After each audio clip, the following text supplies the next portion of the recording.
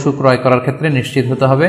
প্রথম বিষয় হচ্ছে পশুটা দৈহিকভাবে ত্রুটিমুক্ত কিনা এটা নিশ্চিত হতে হবে, অর্থাৎ পশুর বিস্তারিত অঙ্গ প্রত্যঙ্গের বর্ণনা আপনার জানা থাকা চাই। পশুটা সুস্থ আছে কিনা, বাহ্যিকভাবে সমস্ত ত্রুটিমুক্ত কিনা এটা জানতে হবে।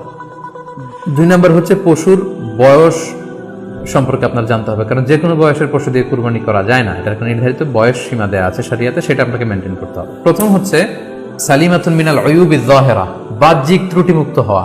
যে কোনো পশু দিয়ে কিন্তু, অসুস্থ পশু দিয়ে কুরবানি করলে কিন্তু কুরবানি হবে না। এক্ষেত্রে আমরা সুনানে নাসাইর একটি হাদিস উল্লেখ করব। হাদিসটি সহিহ, বারা ইবনে আযিব রাদিয়াল্লাহু তাআলা আনহু বর্ণনা করেছেন। আল্লাহ রাসূল সাল্লাল্লাহু আলাইহি ওয়াসাল্লাম বলেছেন, লা ইয়াজুজু মিনাদ দাহায়া আল আওরাউল বাইয়িনু আওরুহা, এমন পশু দিয়ে কুরবানি হবে না যেই পশুটা সুস্পষ্টভাবে অন্ধ কানা কোনো পশু দিয়ে কুরবানি হবে না। ওয়াল আরজাউল বাইয়িনু আরাজুহা, খোড়া, কুরবানি যেখানে করা হবে ওই জায়গা পর্যন্ত হেঁটে যেতে পারছে না, মাঠ থেকে বাড়িতে আনা যাচ্ছে না, এরকম খোড়া প্রাণী দিয়ে কুরবানি করা যাবে না।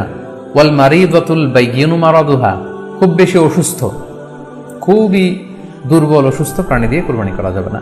ওয়াল আজফাউল্লাতী লা তুনকি, এবং এমন বয়স্ক বৃদ্ধ প্রাণী যে অতি বয়সের ভারে এটা নুজ্জ হয়ে গিয়েছে এবং এর হাড্ডির ভেতরে যে মজ্জা শুকিয়ে গিয়েছে, এরকম প্রাণী দিয়েও কিন্তু কুরবানি করা যাবে না। তাহলে সুনানে নাসাইর এই সহিহ হাদিসটির মধ্য দিয়ে আমরা বুঝতে পারলাম যে অন্ধ প্রাণী দিয়ে কুরবানি করা যায় না, খোড়া প্রাণী দিয়ে করা যায় না, খুবই দুর্বল প্রাণী দিয়ে এবং খুব বয়স হয়েছে এরকম প্রাণী দিয়ে কিন্তু কুরবানি করা যাবে না। তারপর আমরা সুনানে তিরমিজির আরেকটি হাদিস এখানে উল্লেখ করব। এই হাদিসটিও হাসান পর্যায়ের হাদিস। বর্ণনাকারী হচ্ছেন আলী রাদিয়াল্লাহু তাআলা আনহু। তিনি বলেন, নাহা রাসূলুল্লাহ সাল্লাল্লাহু আলাইহি ওয়াসাল্লাম আইয়ুদহা বিআ'যাবিল করনি ওয়াল উযুন, অর্থাৎ আল্লাহ রাসূল সাল্লাল্লাহু আলাইহি ওয়াসাল্লাম শিং ভাঙা এবং কান কাটা এরকম প্রাণী দিয়ে কুরবানি করতে নিষেধ করেছেন।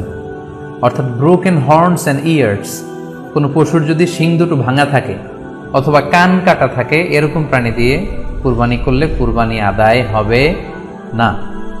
পশুর কানের ব্যাপারে আরো সুস্পষ্ট হাদিস এসেছে সুনানে তিরমিজিতে, এটিও হাসান পর্যায়ের হাদিস।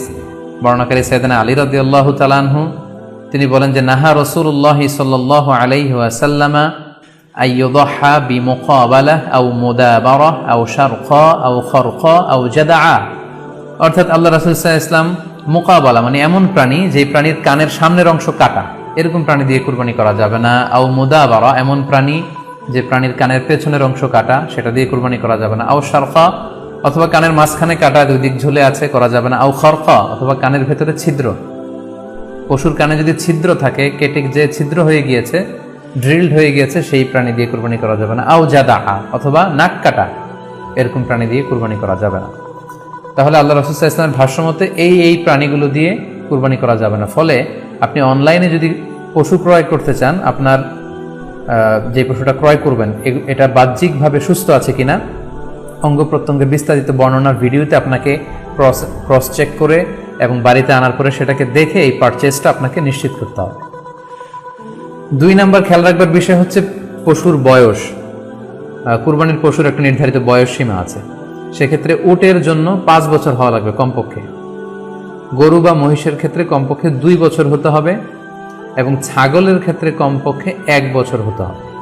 আবার বলছি, উট 5 বছর, গরু 2 বছর এবং ছাগল 1 বছর।